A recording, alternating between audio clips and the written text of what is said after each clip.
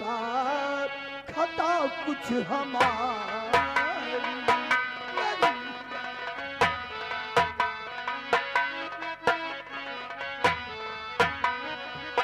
नहीं राजमाता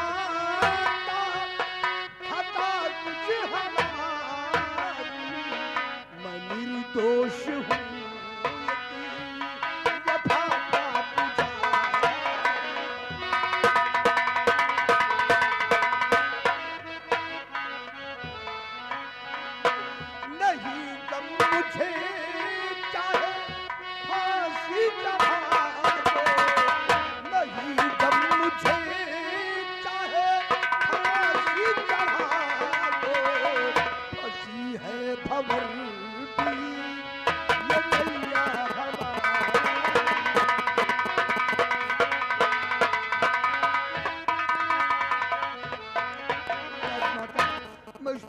ईश्वर की कसम खाकर कहता हूं कि मैंने युवराज वीरसेन के साथ कोई घात नहीं किया।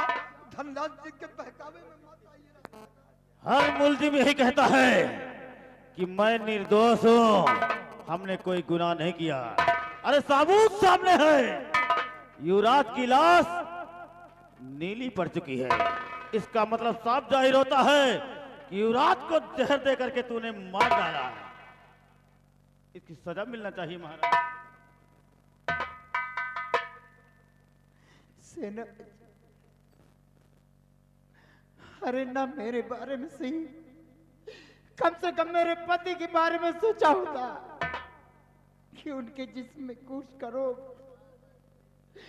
तुम्हें उन्हें जरा दया नहीं आई। ये सब करने से तुम्हें क्या मिला? एक ही तो मेरी औलाद थी, वो भी तुमने छीन लिया मुझसे। हे भगवान। राजमाता, वैसे तो हम छोटवार मने हैं, ज्यादा बोले लायक नहीं ना, लेकिन मौका पड़त तो हमका बोले के पड़त है। और मानो चाहे ना मानो, ये जौन हो रहा या जितना हो रहा, या सब राजा बने के चक्कर में हो रहा। तुम राजा बनी हो, को बनी यह सोचबे भयो अपने। माता जी ये अपने मन में सोचे हुई है कि महाराज के कुष्ठ रोग होगा, अब वो कौनो काम के नहीं ना, और महाराज के बाद राजकुमार हिया के राजा बनिए, और राजकुमार का यही बने बहकाए के अपने बंगला पर लाएंगे। इतना बड़ा राजमहल का राजकुमार का हिया सोवे के जगह नहीं ना, बता दी ना मैं बंगला पर चलो हुआ सो चले, और बंगला पर ले जाए के जहर दे के राजकुमार का मार डाए। माता जी आज ये राजकुमार का मार डाए राजा बनने के चक्कर में, और सोच समझ लियो कौनो दिन मौका पाए कि आपो को मेरी रोट नहीं है, आपो को। अरे हम हूं दो जने का मेरी रोट नहीं है। ये अब फैसला आपके हाथ है मां, अब इनके विषय में आप सोचो करेगा क्या। तू ठीक कहता है रामबली। अरे वफादार तो हम लोग। मंत्री जी, मैं तुम्हें हुक्म देती हूँ, लगाओ सेनापति के हाथों में हथकड़ी और ले जाके डाल दो चिता में, छीन लो इसकी अस्त्री। फैसला आप सुना दो। ठीक है राजमाता, अगर इन लोगों के बहकावे में आप आ गई, इन कुत्तों के बहकावे में आप आ गई, और आप मुझे गलत समझ रही, जबकि आपके लिए हम अपने प्राण न्यौछावर करने के लिए तैयार हैं। आपके वतन की रक्षा के लिए हम हर वक्त अपने प्राण देने के लिए हर वक्त तैयार रहते हैं। और आज वही वफादार आपकी नजर में पुत्र का कातिल, मैं सब अपनी नजरों से देख रही हूँ। अगर तुमने ऐसा नहीं किया तो क्या हुआ मेरे बेटे को? ये तुम्हारे बंगले पे था। ठीक है राजमाता, अगर तुम्हारे बेटे का खूनी कातिल मैं हूँ तो इसी वक्त ये वर्दी आपके समक्ष में उतारे दे रहा हूँ।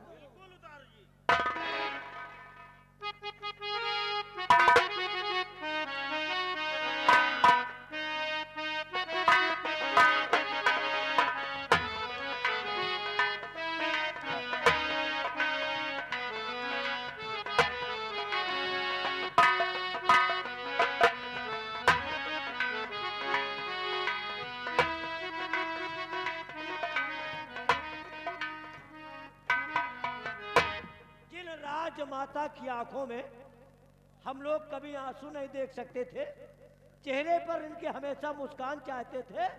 आज उन्हीं राजमाता की आंखों में आंसू तेरी वजह से आ गए।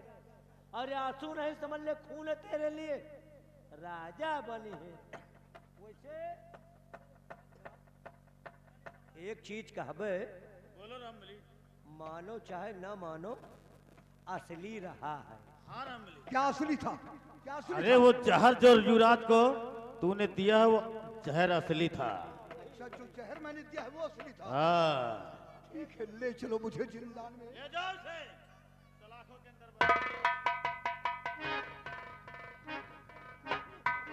महारानी जी आप चलिए, आराम करिए।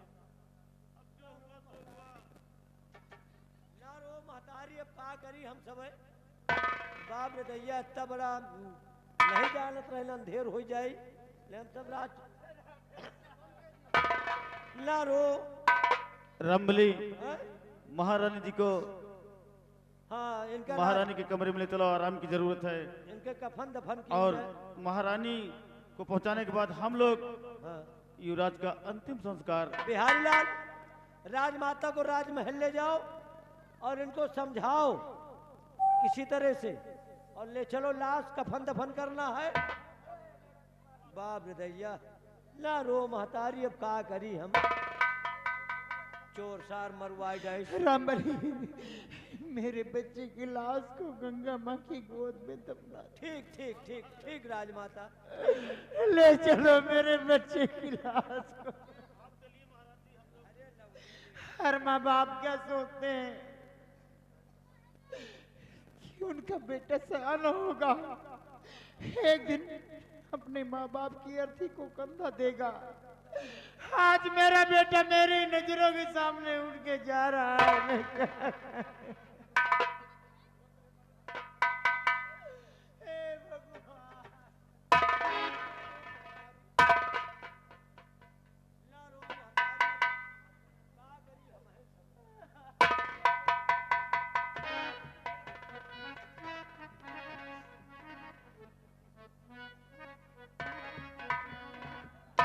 गलती पर गलती करत चले जाता है ना। कौन सी गलती? अब राजकुमार तो गवैब है, अगर यही लगा रहे आदेश कह दिए होते हो तो महारानी को भी रोड डाइट काम खत्म हो जाए। रामबली, हाँ? हम ऐसा काम करेंगे, हाँ? ऐसी मौत मारेंगे महारानी जी का हाँ? कि साबूत का पता नहीं चलेगा। ये अब हाथ ले चला जाए इनका कफन दफन। हाँ, उठाओ लाश को। इनका ले चलो, कोनो नदी में बहा दिन जाए, गंगा जी कहाँ ले चली हो। हमारे तो जी में आता है हाँ? इसके कफन को बेचकर हाँ? चले शराब के अड्डे पर। तुम कफन बेच के शराब पियो और मैं के कपड़ा बेच के अंडा खाई। अंडा? हाँ, किस चीज का अंडा? भैंसा के। हरामखोर। आओ, वही ठेका के बगली मुर्गा के अंडा खुले रहती कि नहीं। हाँ तो ऐसा बोलो। हाँ, मुर्गा के अंडा खाई है। चलो लाश को उठाओ और वो जो नदी दिखाई पड़ रही है उसी नदी में तैरा दो। कहा सुना थे बे तू, जौन हम लोग बतलाने ने कुछ सुने तो नहीं। हाथ उठवा। ये बहरा है, कुछ नहीं सुना।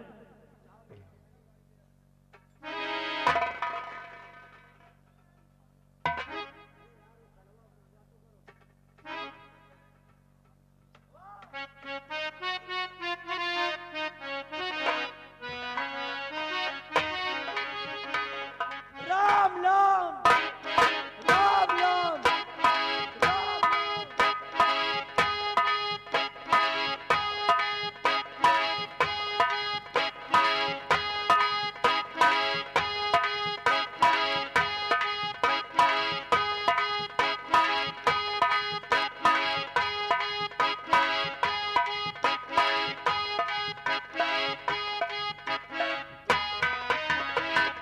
देखा रामबली, हाँ युवराज को सांप से डसवा कर मारा, हाँ, जिसके इल्जाम में सेनापति बृहद्राज सलाखों के अंदर बंद हो गया, जेल चला गया साला। जेल चला गया। हाँ, अब चलो चलते हैं। अब महारानी बची हैं। बची महारानी। इन्हों का मेरो आओ, इसके बाद तुम राजा बनो, हम मंत्री बनो। हाँ, महारानी की तो हम चुटकी में यूं मसल देंगे। हाँ चलिए, आओ मेरे साथ। चलो लाओ कफन ले आओ। कफन हम सब दुश्मनन का कफन नहीं दे।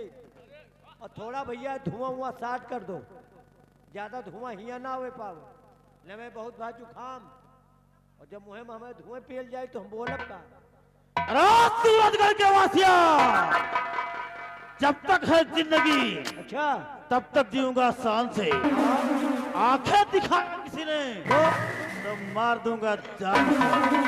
ये धनराज सिंह की खबरिया है। अरे घूमी तो बंटा।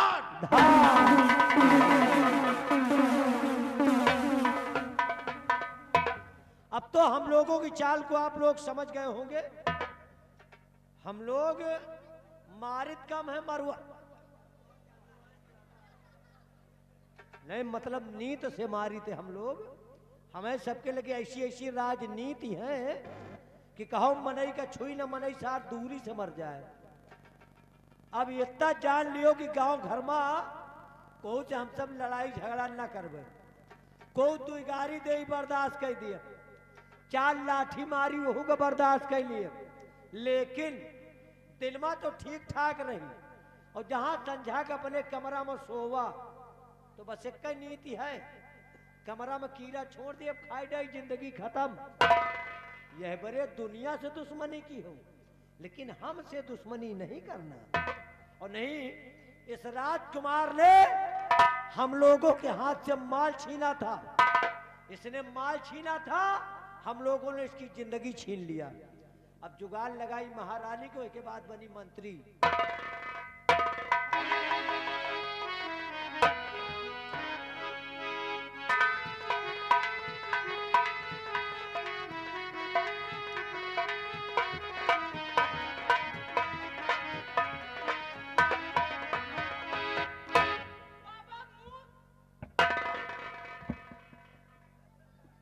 इधर आ।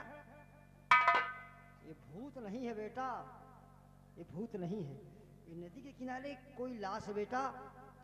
चलो इसे देखते हैं किसकी लाश है, कौन है, लड़का है लड़की है? लड़की है बाबा। चलो देखते तो है चेले।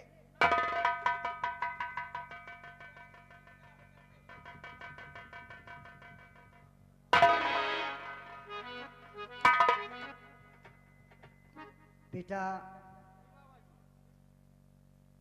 ये लाश एक लड़के की है। मैंने कहा ना कि लड़का है, और मुझे लगता है ये लड़का किसी बड़े घर का है, क्योंकि इसके पोशाक देखिए। और बेटा ये भी मरा नहीं, इसका सारा शरीर जहर से नीला पड़ा हुआ है, इसलिए मुझे लगता है कि इसे कोई विषैले जानवर ने डसा। एक काम करते हैं बेटा, सबसे पहले बीन बजाओ, जिस सांप ने इसको डसा होगा उसको हम बुलाते हैं, और बुला करके उसी सर्प से इसका जहर खिंचवाएंगे, फिर सर्प मर जाएगा और ये बच्चा जो है जिंदा हो जाएगा। बीन बजाओ, सांप को बुलाते हैं।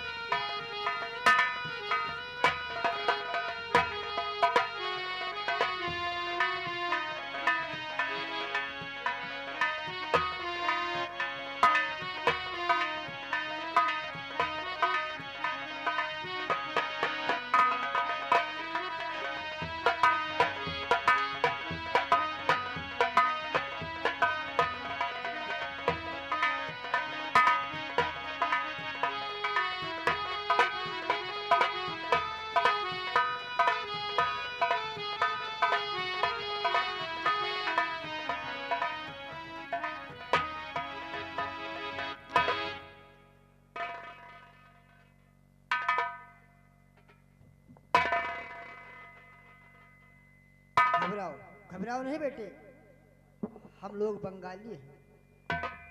ये नदी है और ये नदिया का किनारा है, परेशान मत हो बेटे। कुछ कहना चाहते हो? कहना चाहते हो?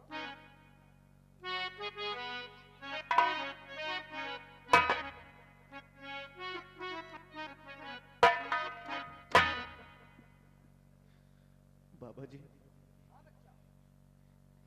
आज अपने आप को इस नदी के किनारे पाकर, आप लोगों को देखकर मैं आश्चर्य में पड़ गया हूँ बाबा।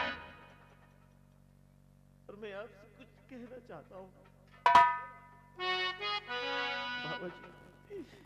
ये आपके जोड़ू दोनों हाथ, आपके जोड़ू दोनों हाथ, और बता दो बाबा सीता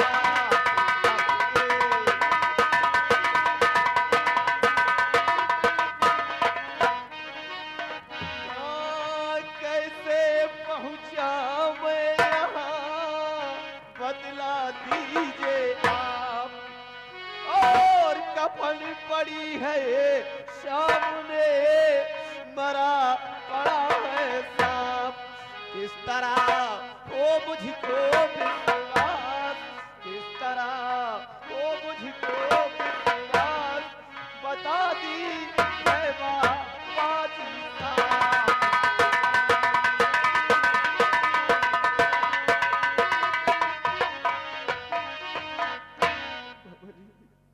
ये नजरिया देखकर मेरे कुछ समझ में नहीं आ रहा है।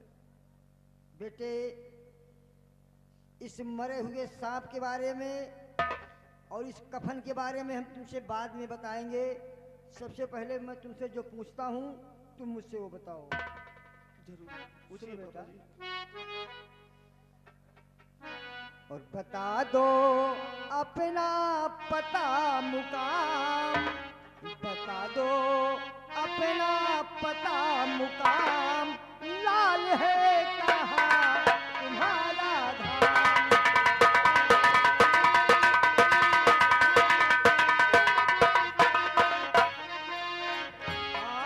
बनकर आए लाश थे तुम नदिया के दरमियान, तुमको डसा था सर्फ में किया जीवित भगवान। और पिता का क्या है तेरे नाम, पिता का क्या है तेरे नाम, लाल है कहाँ तुम्हारा धाम।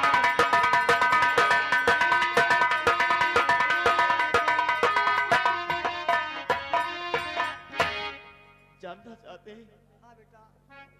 तो बाबा जी सब कुछ बताऊंगा कि हमारा सूरज गर है धाम। हाँ बाबा जी, हमारा सूरज गर है धाम, और मेरे जीवन की आई शाम।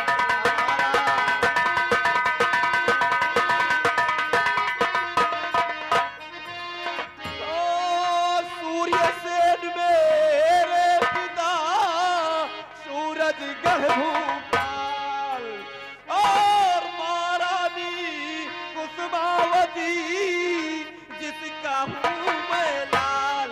न करना चाहूँ अब आराम, न करना चाहूँ अब आराम, मेरे जीवन की आई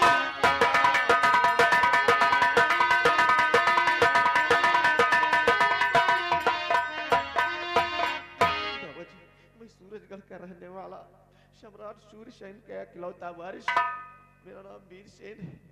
मेरी माँ का नाम महारानी कुसुमावती है।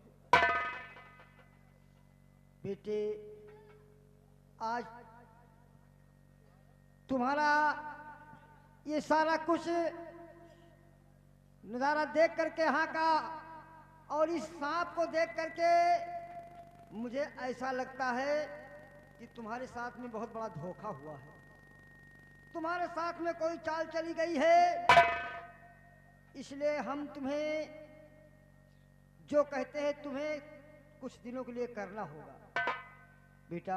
बाबा जी, कुछ दिनों के लिए आप हमारे पास रुक जाते तो बड़ा अच्छा हो जाता। बाबा जी, ये जिंदगी आपकी दी हुई नियामत है, आप कुछ दिन बात करते हैं। अरे बाबा जी, अगर आप कहें तो मैं सारी उम्र आपके पास रह जाऊंगा बाबा जी, क्योंकि आपने मुझे नई जिंदगी दी है और आपकी आज्ञा का पालन मैं जरूर करूंगा बाबा जी। हाँ बेटा, क्योंकि इस सांप को देख करके मुझे ये लग रहा है, मैं आश्चर्य में पड़ रहा हूँ कि तुम्हारे साथ कोई ना कोई धोखा हुआ है, चाल चली गई है। और जब कुछ दिन को हमारे पास आप रहोगे तो हम धीरे धीरे करके इस राज को सब समझ जाएंगे। और तुम ये मत सोचो कि हम तुम्हें तुम्हारे माता पिता से नहीं मिलवाएंगे। कुछ दिनों के बाद तुम्हारे हम राजमहल चलेंगे, तुम्हारी माँ से मिलवाएंगे, पिताजी से मिलवाएंगे, तुम्हें तुम्हारे महल में छोड़ेंगे। जैसी आज्ञा बाबा जी। और तुम घबराओ नहीं, घबराओ नहीं। हमारे पास एक बेटी है जिसका नाम बिजली है।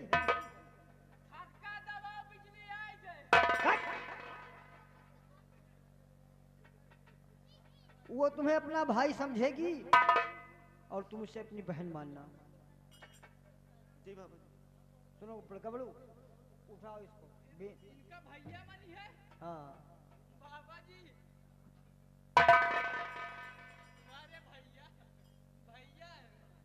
बाबा जी, बिजली बुआ इनका भैया मनी है।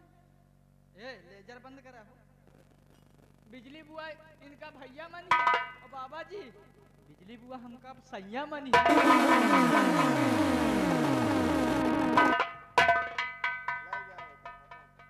मुंह लगा बेटा, चलो इसको ले चलो। एक न जाने बेचारा कितने दिन से भूखा होगा, कब से खाना ना खाए होगा। चलो इसे नहलाओ धुलाओ, इसे खाना खिलाओ। कौन है बाबा? मालूंगा नहीं।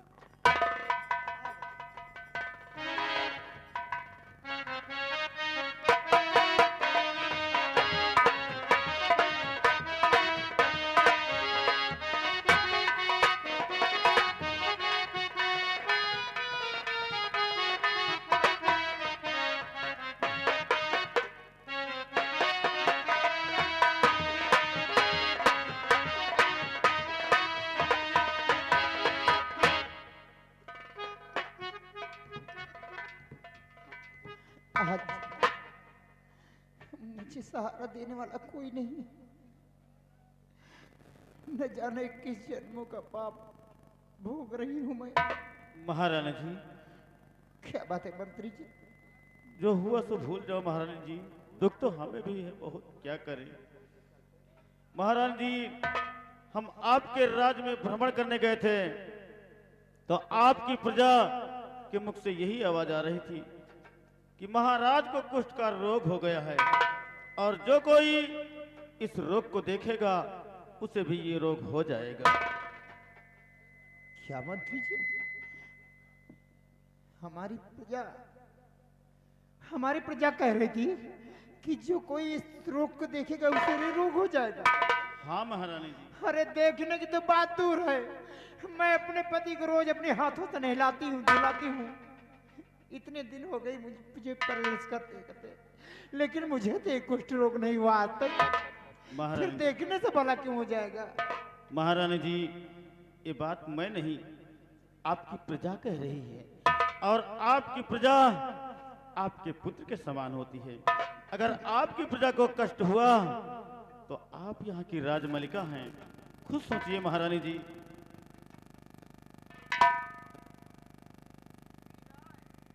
तो क्या करूं मंत्री जी? अगर मेरे पति के जिस्म में कुष्ठ का रोग है, जब भगवान उन्हें ठीक करेगा तभी तो हो जाएगा। मैं कर ही क्या सकती हूँ, उनका इलाज नहीं हो सकता मुझसे। महारानी जी, उपाय है। अगर महाराज को कुछ दिनों के लिए सीमा बॉर्डर के बाहर करवा दिया जाए, उनका वहीं इलाज होता रहेगा, हम आते जाते उनका इलाज करवाते रहेंगे। जब महाराज ठीक हो जाएंगे तो वापस फिर बुला लाएंगे। क्या कहा आपने? महाराज को अपने राज से बाहर कर दो? कुछ दिनों की बात है महारानी जी। मंत्री जी, महाराज भी मेरे, वो मेरे पति है, मेरे परमेश्वर है, मेरे भगवान है, मेरे सब कुछ है वो। आप क्या चाहते हैं? क्या मैं अपने भगवान को उनकी मंदिर से हटा के बाहर कर दूं? नहीं नहीं, ये मुझसे नहीं होगा। भले कोई कुछ भी कहे, मैं अपने भगवान को मंदिर से नहीं करना। महारानी जी, कुछ ही दिनों की बात है, अगर आप महाराज को देखती हैं तो आपकी प्रजा कह रही है अगर महाराज ही इस राज में रहेंगे तो इस राज को हम लोग छोड़कर कहीं बाहर चले जाएंगे। अब आपकी प्रजा आपके पुत्र के समान है, आप खुद सोचिए महाराज। अरे कुछ दिन की बात है महारानी जी, बाद में वापस फिर बुला लाएंगे। ठीक कहते हैं मंत्री जी, हमारी प्रजा हमारे बच्चों जैसी है।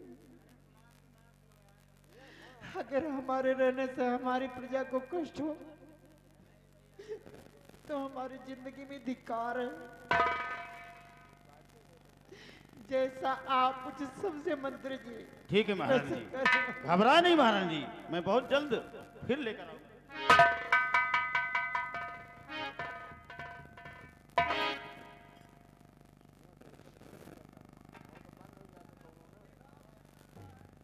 आज हमारी प्रजा इतनी निर्दयी हो गई कि हमारे पति को रात से बाहर निकलवा रही है। कोई बात नहीं, जितना नसीब में लिखा है उतना तो हो गई। हे भगवान, तुझे भी थोड़ी दया नहीं आई? हर ये दिन क्यों दिखाया सितम ढाने वाले, ये दिन क्यों दिखाया सितम ढाने वाले।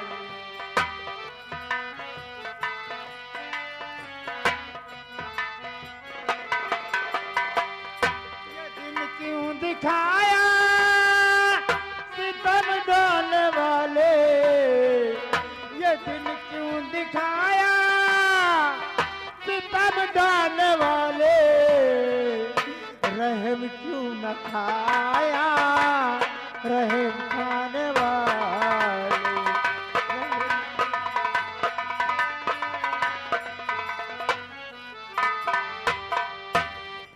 विपत दिया क्या है भोले भंडारी, तनिक जख्म में दिया घाव भारी। बन जाए सहारा डमरू बजाने वाले, रहम क्यों न खाया।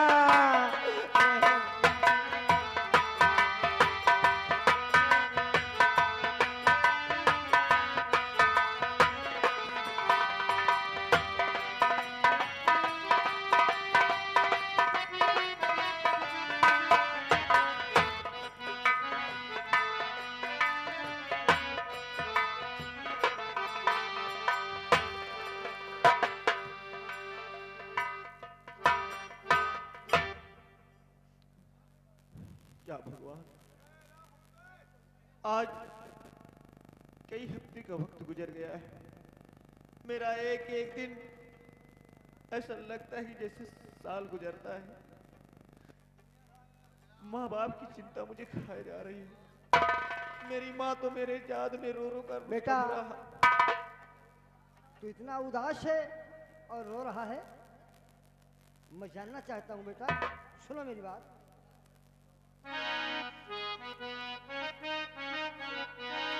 लाल क्यों चेहरा है गमगीन, लाल क्यों चेहरा है गमगीन, बहे आँखों से